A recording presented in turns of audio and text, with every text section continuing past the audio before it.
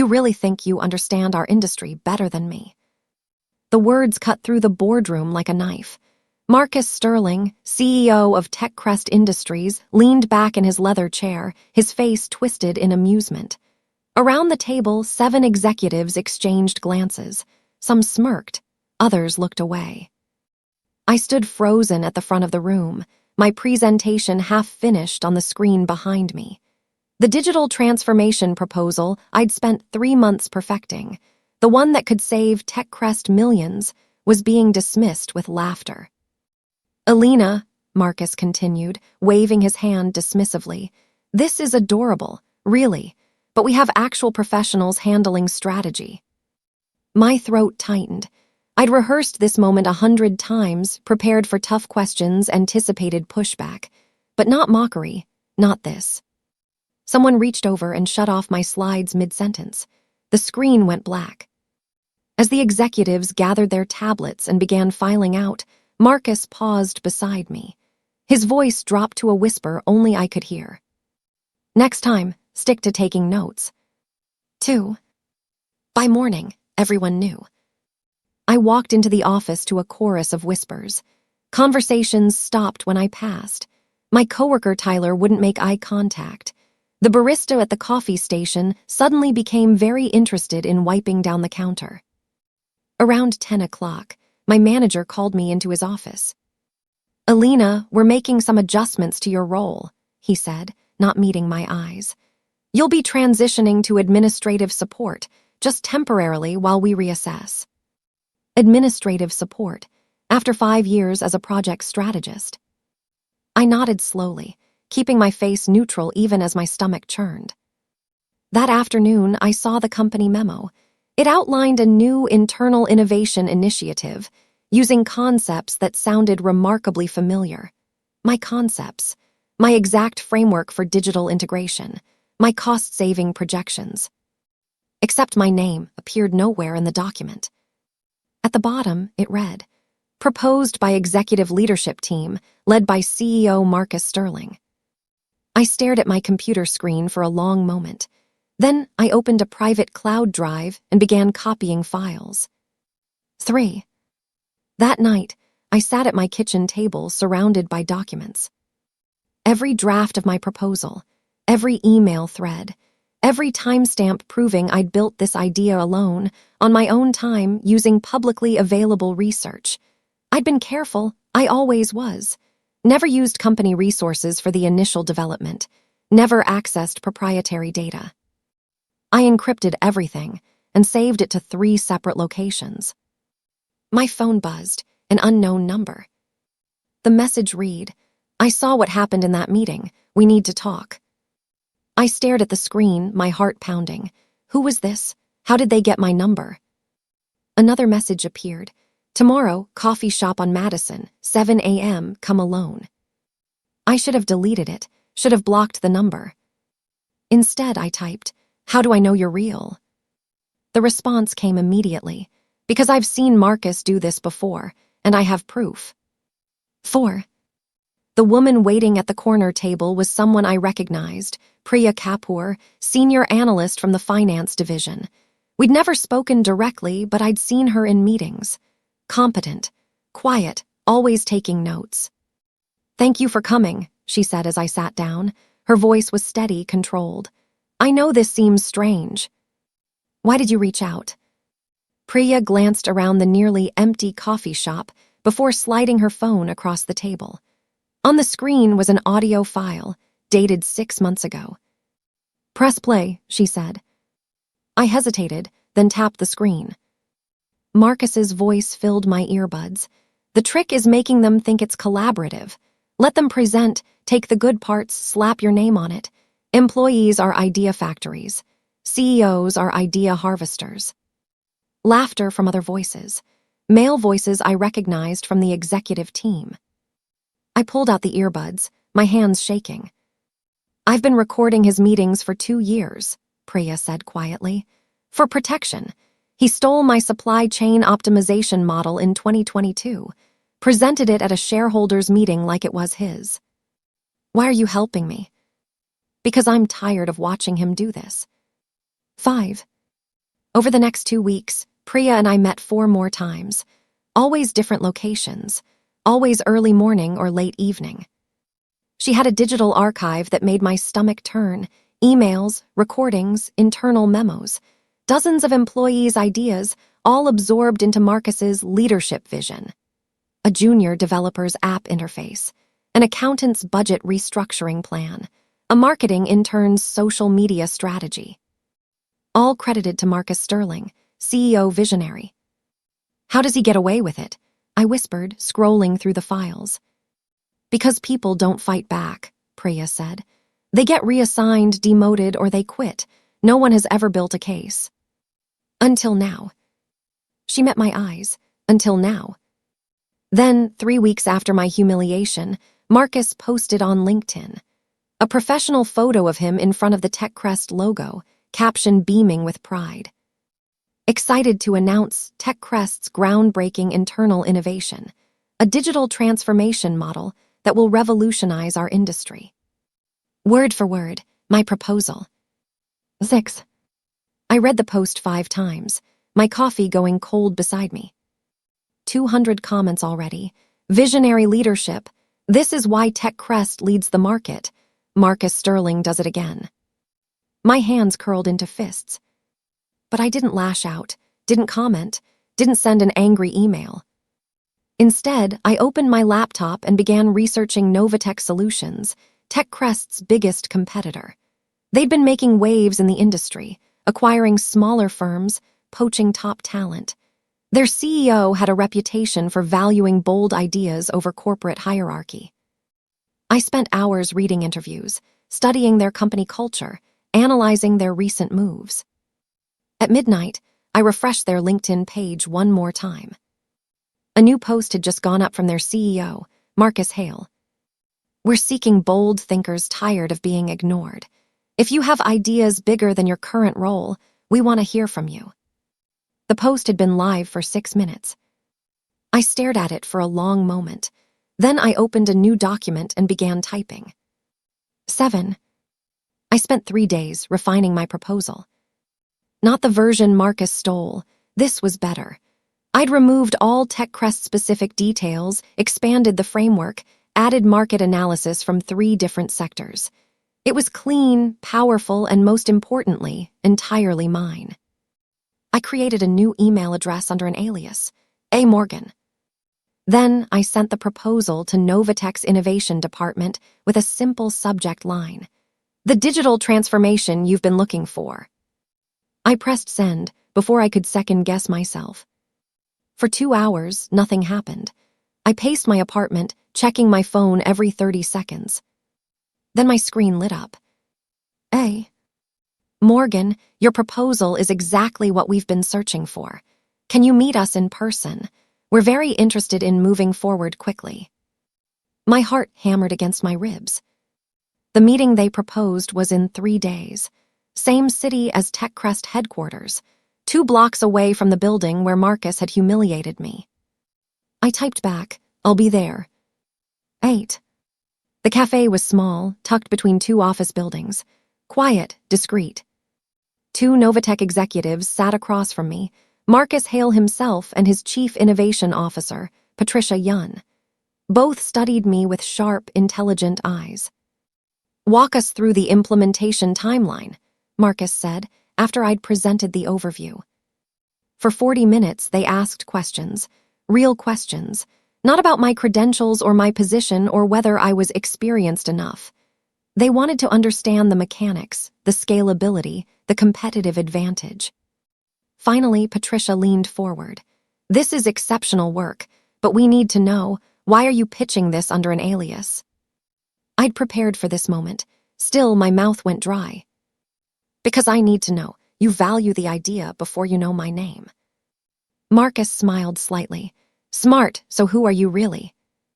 I slid a folder across the table. Inside was my full portfolio, complete with my real name across the cover. They exchanged a glance. Patricia opened the folder. Her eyebrows rose. Elena Vargas, Marcus read aloud, currently employed at TechCrest Industries. Former strategist, I corrected. currently reassigned to administrative duties.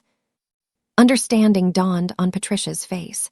The proposal Marcus Sterling just posted on LinkedIn was mine, I said quietly, and I can prove it. Nah. I submitted my resignation the next morning. My manager seemed relieved, going somewhere better. Something like that. Marcus's assistant scheduled me for an exit interview that afternoon. I walked into his corner office for the last time, badge and laptop in hand. He didn't even look up from his computer. Running from rejection, he said, signing my release form without reading it. You'll be back, Alina. This industry is smaller than you think. I placed my badge on his desk, said nothing.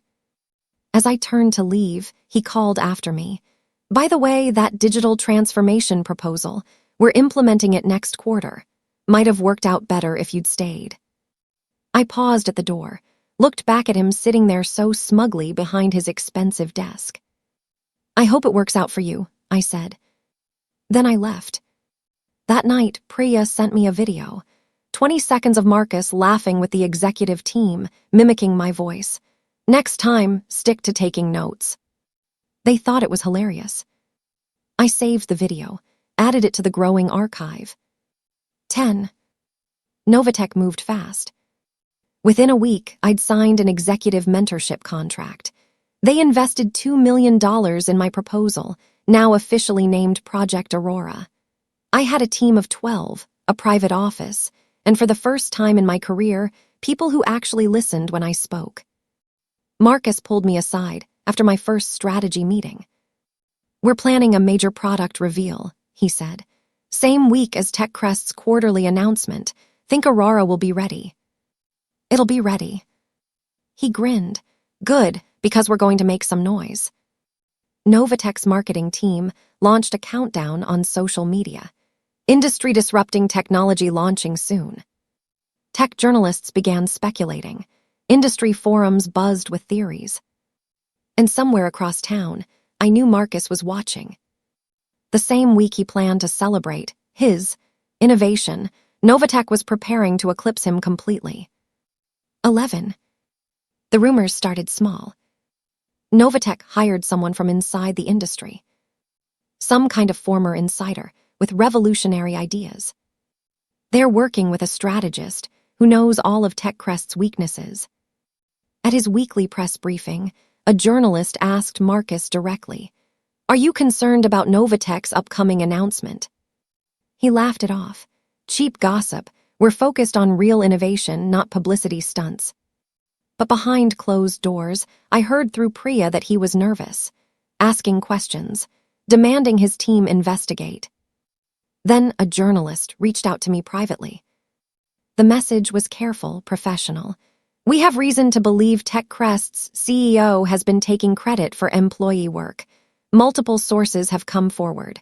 Would you be willing to comment? I stared at the message for a long time. Then I replied, I can do better than comment. I can provide evidence. 12.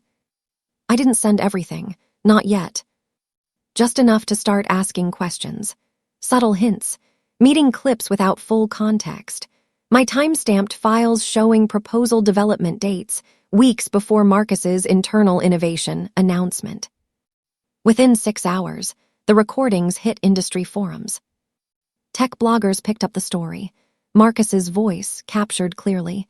Employees are idea factories. CEOs are idea harvesters.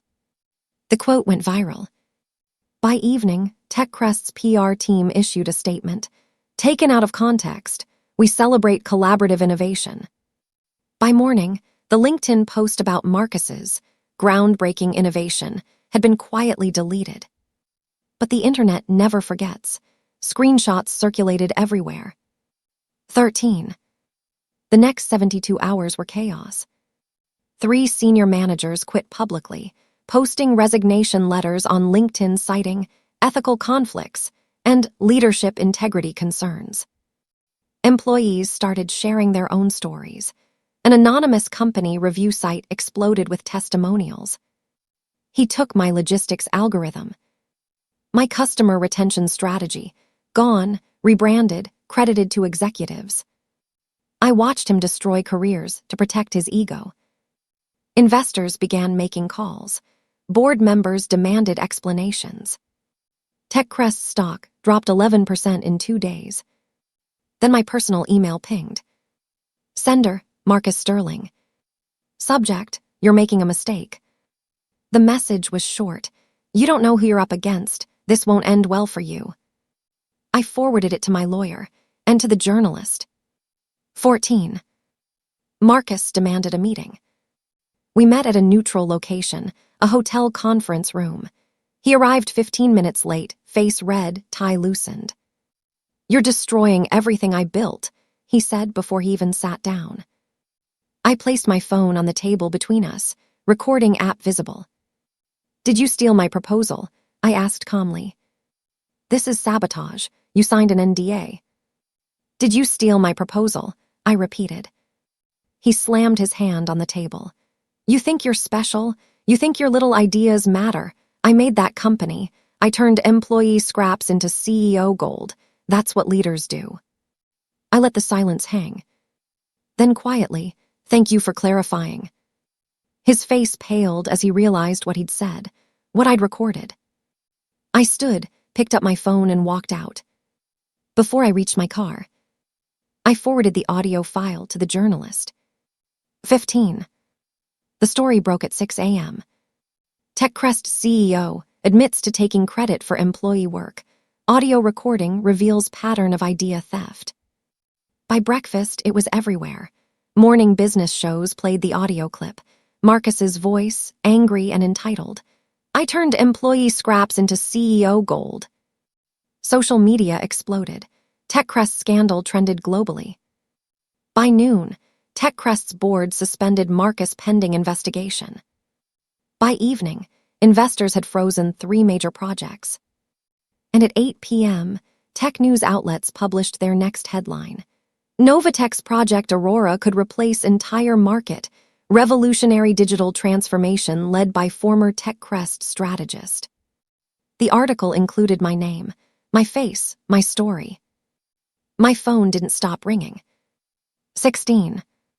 Marcus invited me to dinner at an upscale restaurant downtown. We want to make this official, he said over appetizers. Lead innovation officer, full executive team placement. Project Aurora becomes your division. You build it however you see fit. Patricia added, you've proven you can create industry-changing work. Now we want you to lead the people who'll create the next 10 years of innovation. I looked between them. 6 months ago, I'd been taking notes in someone else's boardroom. Now I was being offered leadership of an entire division at one of the most forward-thinking companies in the industry. I'm honored, I said. Yes. Marcus raised his glass. To new beginnings. We were still celebrating when my phone buzzed. News alert. TechCrest Industries files lawsuit against former employee, claims confidentiality breach. Marcus was fighting back. 17. Novatech's legal team was already prepared. Within 48 hours, they dismantled every claim. My time-stamped files proved I'd developed Aurora on personal time using public research. My employment contract had no non-compete clause. My NDA covered proprietary company information, which I'd never accessed for Aurora. TechCrest's lawyers had nothing. The judge dismissed the case before it reached trial. That night, TechCrest's stock dropped another 40%. Emergency board meeting minutes leaked online. Investors demanding Marcus's resignation. Employees threatening mass walkout. Partners suspending contracts. Then the final blow. A company-wide memo accidentally sent to a journalist.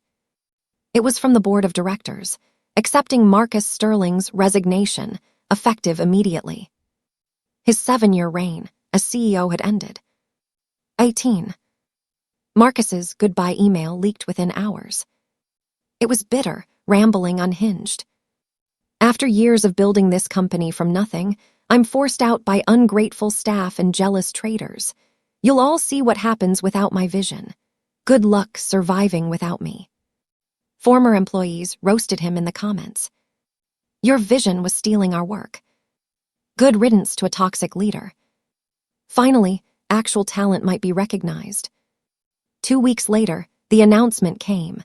Novatech Solutions was acquiring TechCrest Industries for a fraction of its former value. Marcus called me personally to deliver the news. "It's done. We closed this morning. And Alina, there's something poetic about this. You're going to oversee the integration." I let that sink in. The company that mocked me would now answer to me. 19. Walking into TechCrest's headquarters felt surreal. The same marble lobby, the same security desk, the same elevator I'd taken 1,000 times. Except now, I wore a Novatech executive badge. Priya met me at reception, grinning. She'd been promoted to head of analytics, one of my first decisions after the acquisition. "How does it feel?" she asked as we rode the elevator to the top floor. "Strange," I admitted. "Good strange." The executive floor was quieter than I remembered. Half the offices sat empty. Marcus's entire leadership team had resigned rather than work under new management. I stopped in front of the corner office, Marcus's old domain. The door was open. His nameplate still sat on the massive desk. 20. I walked slowly into the office, taking in the floor-to-ceiling windows, the expensive furniture, the view of downtown. This was where he'd signed my demotion papers, where he'd dismissed my work with a laugh. I picked up his nameplate, heavy brass engraved letters, Marcus Sterling, Chief Executive Officer. For a moment, I just held it. Then I flipped it over and found a marker in the desk drawer. On the back, I wrote, "Respect ideas or lose them." I placed it under glass on the bookshelf, where everyone who entered could see it. My phone buzzed, a journalist I'd worked with before. "People want to hear your full story. The whole journey from that boardroom to here. Would you be willing to do an interview?" I looked around the office, my office now. "Yes," I typed back. "I think it's time." 21. The interview went live 3 days later. Sitting across from the journalist in a bright studio, I told everything.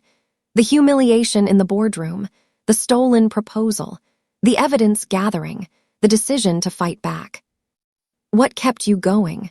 the journalist asked. "What made you decide not to just walk away?" I thought carefully before answering. I realized revenge isn't about destroying someone. It's about refusing to let them destroy you. It's about reclaiming your voice when someone tries to silence it. The video trended worldwide within hours. 5 million views by evening, 10 million by midnight. Comments poured in. "This is exactly what I needed to hear." My boss did the same thing. "Thank you for speaking up. You're an inspiration." But one comment stood out. It appeared late that night, long after I'd stopped checking. The username was familiar, the message short. "Alina, I was wrong. I'm sorry for how I treated you. If there's any way I could consult with your team, I'd be grateful for the opportunity. Marcus." I stared at the screen. 22. For a long time, I just sat there with my laptop open, cursor blinking in the reply field. Part of me wanted to respond, to say something cutting or clever, to remind him of every cruel word, every dismissive gesture. But what would that accomplish? I'd already won, not by destroying him, but by building something better. Instead of replying, I closed the laptop. The next morning, I posted something on my own profile. "Never waste your energy proving your worth to people committed to misunderstanding you. Find the people who see your value and build something extraordinary with them." It went viral immediately. Thousands of shares, hundreds of personal stories in the comments. I'd become a symbol of something bigger than one stolen proposal. 23. Novatech's marketing countdown reached its final day. The launch event was scheduled for 2 p.m. at the convention center. 500 industry leaders, dozens of journalists, live streaming to thousands more. I stood backstage, adjusting my microphone, watching the crowd fill the auditorium through a gap in the curtains. Marcus appeared beside me, nervous. Terrified, I admitted. He smiled. Good, that means you care. Now go show them what you built. The lights dimmed. The crowd quieted. My name appeared on the screen behind the stage, 30 feet tall. Elena Vargas, Lead Innovation Officer, Project Aurora. I walked out into the spotlight. 24. The presentation lasted 40 minutes. I explained Aurora's framework, how it integrated digital systems across platforms, reduced operational costs by 60%, and scaled infinitely. I showed real-world implementations. I answered tough questions from industry veterans. And I gave credit where it was due. This project exists because of a team who believed in ideas over hierarchy, I said. Because of a company that values innovation over ego. Because people like Priya Kapoor had the courage to speak up when they saw injustice. The camera found Priya in the front row. She wiped her eyes. When I finished, the auditorium erupted in applause. Standing ovation, camera flashes, journalists pushing forward with questions. But the moment that mattered most came after, when a young woman approached me backstage. I'm a junior analyst at a tech firm, she said quietly. My manager keeps taking credit for my work. Your story gave me the courage to document everything and stand up for myself. Thank you. I squeezed her hand. Document everything, know your worth, and never let anyone convince you your ideas don't matter. 25. 6 months later, Project Aurora had transformed the industry. 17 major companies licensed the technology. Novatech's stock had tripled. My team had grown to 50 people across 4 departments. I stood in my office, the corner office that once belonged to Marcus, looking out over downtown. My assistant knocked gently. The journalist is here for your follow-up interview. I turned from the window, straightened my jacket. This time, they wanted the ending of the story, the resolution, the lesson. As I walked to the conference room, I passed Marcus's old nameplate, still displayed under glass. Respect ideas or lose them. Simple, true. The journalist started with the obvious question. How does it feel to go from humiliation to industry leadership in less than a year? I smiled, thinking back to that boardroom, to Marcus's mocking laughter, to the moment my presentation screen went dark. He mocked my proposal, I said slowly, until his biggest competitor bought it for millions. But the real victory wasn't the money or the position or even watching his company fall. I paused, choosing my words carefully. The real victory was walking away with my self-respect intact. It was proving that ideas matter more than hierarchy. That competence speaks louder than arrogance. And if you could go back to that boardroom, the journalist asked, what would you tell yourself? I didn't hesitate. I'd say, document everything, trust yourself, and when someone tries to take what's yours, don't just fight back, build something so extraordinary they can never touch it again. The interview ended, the cameras stopped rolling. But my story, and the message it carried, was just beginning to reach the people who needed it most. Outside my office window, the city stretched endlessly toward the horizon, full of brilliant minds waiting to be heard. And I had every intention of making sure they were.